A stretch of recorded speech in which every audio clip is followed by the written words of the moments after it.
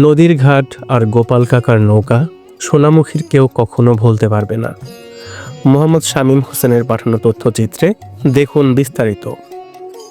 বলছিলাম জয়পুরহাট জেলার আক্কেলপুর থানা সোনামুখী গ্রামের তুলসীগঙ্গা নদীর ঘাটের কথা।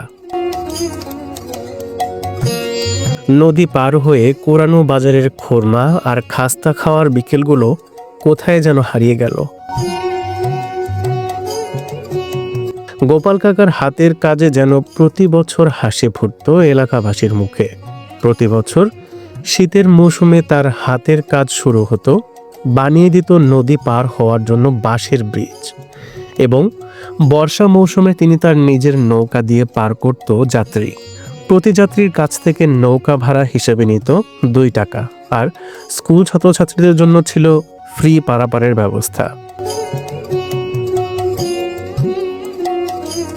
এইভাবেই চলত তার জীবন। 2014 সালে শেষ হয় তার এই ব্যস্ত জীবন, কারণ সেই ঘাটেই তৈরি করা হয়েছে ব্রিজ।